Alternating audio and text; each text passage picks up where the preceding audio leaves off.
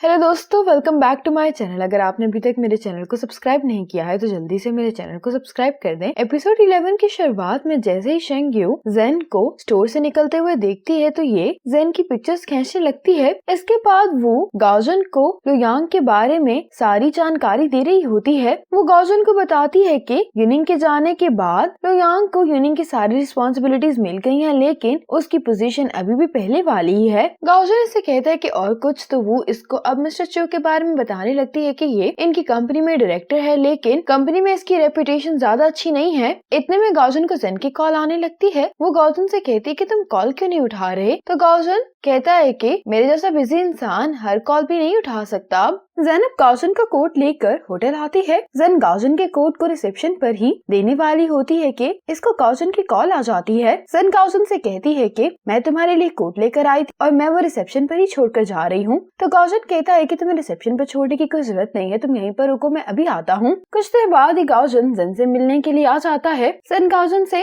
कहने लगती है कि मुझे तुम्हारी चॉइस का तो नहीं पता था, इसीलिए मैंने तुम्हारे लिए बिल्कुल पहले जैसा कोट ही खरीद लिया है। गाओजन बैग को देखकर कहने लगता है कि ये ब्रांड तो एक्सपेंसिव है। जेन कहती है कि कोई बात नहीं। गाओजन इसे कहने लगता है कि इस फाइनेंशियल कंडीशन में तुम ये कोट कैसे अफोर्ड कर सकती हो, तो जेन कहती है कि अभी भी मैं एक कोट तो अफोर्ड कर ही सकती हूँ। अब जेन इसको बाय बोलकर जाने लगती है तो गाओजन कहता है कि मैं तुम्हें बाहर तक छोड़कर आता हूँ। और अब जब ये दोनों जा रहे होते हैं तो गाओजन यहाँ पर शाओवन को देखता है और शाओवन को देखकर गाओजन जेन को भी साइड में ले आता है। जेन इसे पूछती है कि तुम ऐसा क्यों कर रहे हो, तो गाओजन कहता है कि तुम किसी को जानती हो, वो भी यहाँ पर है, इसीलिए बेहतर है कि वो तुम्हें यहाँ पर ना देखे। जेनी से पूछती है कि कौन है, तो गाओजन इसको कहता है कि यूनिंग की कजन का हस्बैंड। और अब गाओजन देखता है कि शाओवन लिफ्ट में चला गया है, तो ये भी जेन को छोड़ देता है। और जेन कहती है कि मेरी वजह से तुम्हें फिर से मुश्किल हुई, इसके लिए सॉरी, और अब तुम्हें मुझे छोड़ने की कोई जरूरत नहीं है। ये कहकर जेन यहाँ से चली जाती है। जेन के जाने के बाद यहाँ पर वो आ जाती है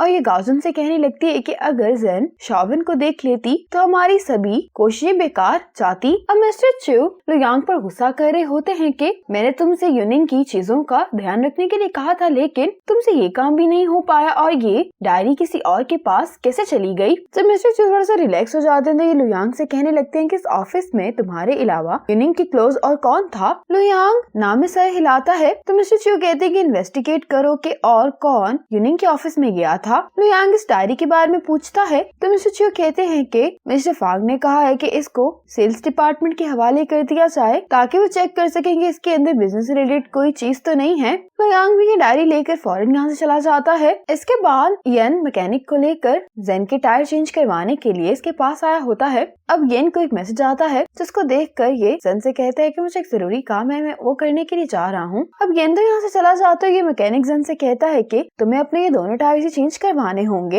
येन इससे पूछती है कि कितने पैसे लगेंगे, तो ये मैकेनिक कहता है कि एक टायर के लिए तुम्हें 1000 यॉन देने होंगे। जेन जब अपने पर्स पे पैसे देखती है तो उसके पास पैसे बहुत कम होते हैं। ये देखकर जेन मैकेनिक को काम करने से रोक देती है। अब वो स्टोर से निकलते हुए गाओजन को बता रही होती है कि आज ही सुबह जेन ने ये कोट खरीदा है और उसने पेमेंट कैश में की थी। इसके बाद जेन जॉब एजेंसी में आती है और ये लेडी जेन की सारी क्वालिफिकेशन देखने के बाद कहती है कि तुम्हारी क्वालिफिकेशन तो काफी अच्छी है, लेकिन मसला ये है कि तुमने 10 साल से कोई भी जॉब नहीं की है, इसीलिए तुम्हें आईटी की फील्ड में तो कोई भी जॉब नहीं मिल सकती। और ये लेडी जेन को घर का काम करने के लिए कह रही होती है, लेकिन जेन कहती है कि ये काम मेरे लिए सूटेबल नहीं है। अब जेन यहाँ से जाने लगी होती, दूसरा एजेंट आकर जेन के पास बैठ जाता है और कहने लगता है कि मैंने आपकी कुछ बातें सुन ली हैं। आप जैसी गुड लुकिंग लेडी को तो जॉब आसानी से मिल सकती है, तुम्हें बस बॉस के साथ रहना होगा। इस तरह की जॉब्स की मंथली सैलरी भी काफी अच्छी है और अगर तुम ड्रिंक कर सकती हो तो तुम्हें इसका भी बेनिफिट होगा। लेकिन जेन को इसकी ये बातें सुनकर गुस्सा आ जाता है। ये कुछ कहे बगैर ही यहाँ से बाहर आ जाती है। अब जेन को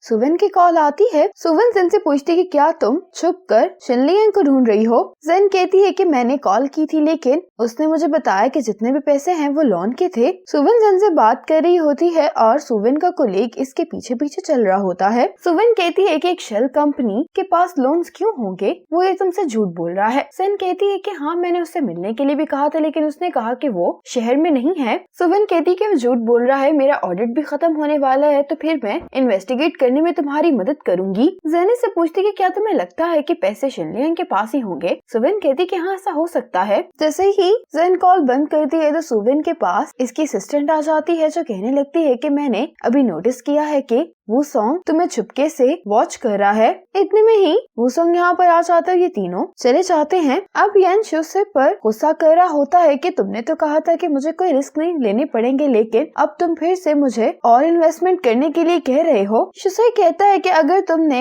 ऐसा ना किया तो तुम अपनी पोजीशन खो दोगे। यान कहता है कि फिर उस 1 मिलियन यॉन का क्या होगा जो मैंने इन्वेस्ट किए हैं। तो ये कहने लगता है कि मैं इसके बारे में कुछ नहीं कर सकता। ये सुनकर तो यान बहुत ज्यादा परेशान हो जाता है। ये कहने लगता है कि मुझे प्रॉफिट की परवाह नहीं है, लेकिन मैं अपनी इन्वेस्टमेंट में से 1 यॉन भी नहीं खो सकता हूँ, क्योंकि ये सिर्फ मेरे पेरेंट्स के रिटायरमेंट के पैसे नहीं थे। मैंने इन्वेस्टमेंट करने के लिए अपना घर गिरवी रखवा कर लोन भी लिया है। लेकिन साथ ही इसके आदमी आकर यन को मारने लगते हैं। अब इतने में यन को शेंग्यू की कॉल आ रही होती है, तो ये भी यन को कॉल उठाने के लिए कहते हैं। यन कॉल उठा लेता है और दूसरी तरफ शेंग्यू की मॉम यूनिंग की मॉम को जेन की पिक्चर्स दिखा रही होती हैं। इसके साथ ही यहाँ पर यन भी आ जाता है। अब ये पिक्चर देखने के बाद ये सभी लोग कह रहे होते हैं कि वो इतने महंगे स्टोर से शॉपिंग कर सकती है, वो यकीनन पैसे छुपा रही है। अब जेन जब सामान लेकर अपने घर जा रही होती है तो यहाँ पर ये एक रेस्टोरेंट में हायरिंग का नोटिस देखती है। इतने में ही जेन को गाओजन की कॉल आती है, जो कहने लगता है कि तुम्हारी कॉल आई थी। जेन कहती है कि कोर्ट ने मुझे नेक्स्ट मंडे का टाइम दिया है। गाओजन जेन से कहता है कि अभी तो मैं बेलिंग में हूँ, इसलिए तुम उस दिन खुद ही चली जाना और मैं दोपहर तक वहाँ पर पहुँचने की कोशिश करूंगा,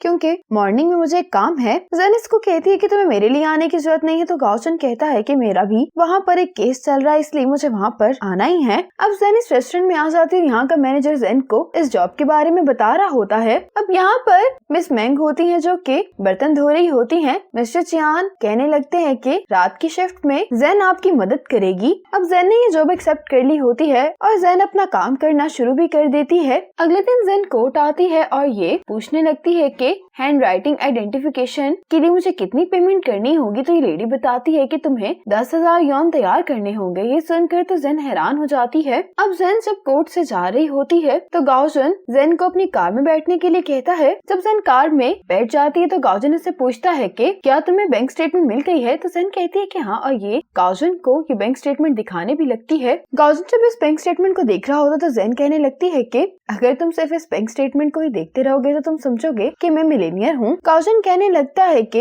ये बैंक स्टेटमेंट तुम्हारे फायदे में इस्तेमाल हो सकती है, क्योंकि इससे हम ये बात प्रूव कर सकते हैं कि ये पैसे तुम्हारी डेली लाइफ के एक्सपेंसेस के लिए इस्तेमाल नहीं हुए। अब यूनिंग के पेरेंट्स जेन के घर पर अपने सामान के साथ आए होते हैं। यूनिंग के डैड कह रहे होते हैं कि वो घर पर नहीं है तो हम उसे कॉल कर लेते हैं। तो शेंग्यू की मॉम कहने लगती है कि आप उसे कॉल मत करें, क्योंकि वो कभी भी खुश नहीं होगी ये जान कर के आप लोग उसके साथ रहने के लिए आ गए हैं, और कॉल करने की वजह से क्या पता कि वो घर वापस ही ना आए। अब जेन गाओजन के साथ अपने घर पर पहुंच गई होती है। जेन गाओजन से कहती है कि अगर बैंक स्टेटमेंट में हमें शिन लियांग का नाम मिल जाए तो क्या मैं इसकी मदद से उसको सू कर सकती हूँ। तो गाओजन कहता है कि हाँ, लेकिन तुम शिन लियांग से क्यों मिलना चाहती हो। तो जेन कहती है कि सुवेन ने कहा है कि शिन लियांग ही पैसों तक पहुँचने की है, और मैं फैक्ट्री में उससे मिलने के लिए भी गई थी, लेकिन सिर्फ मुझे उसका नंबर मिल गया। नंबर वाली बात सुनकर गाओजन हंसने लगता है। तो जेन कहती कि तुम हंस क्यों रहे हो। गाओजन कहता है कि मैं बस हैरान हो रहा हूँ, आखिर तुमने उसका नंबर कैसे हासिल किया। इतने में ही जेन को एक कॉल आ जाती है। कॉल पे जो कोई भी होता है वो जेन को बता रहा होता है कि किसी ने इसके खिलाफ कंप्लेंट की है।